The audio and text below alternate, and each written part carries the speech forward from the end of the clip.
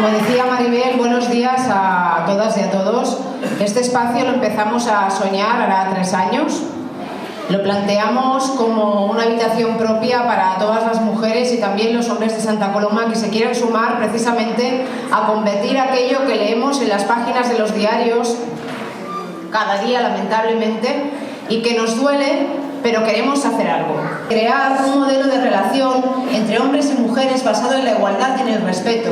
Algo que parece de sentido común, pero que estos datos que a diario nos encontramos nos demuestran que no es así. Y por eso es un espacio abierto también a los hombres, porque aquí vamos a gestar y vamos a crear un modelo de relaciones diferentes. Y muchísimas gracias por estar aquí y hacer realidad también este sueño que un día tuvimos las mujeres que formamos parte del Consell de las Dones. Gracias.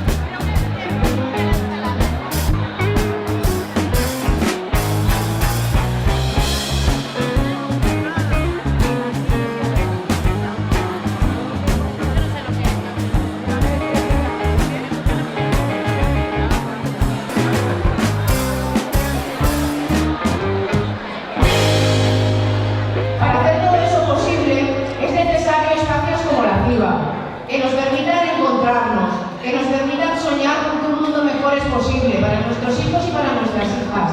Cambiar las relaciones de violencia, que nos relacionemos desde el respeto y sobre todo que no consintamos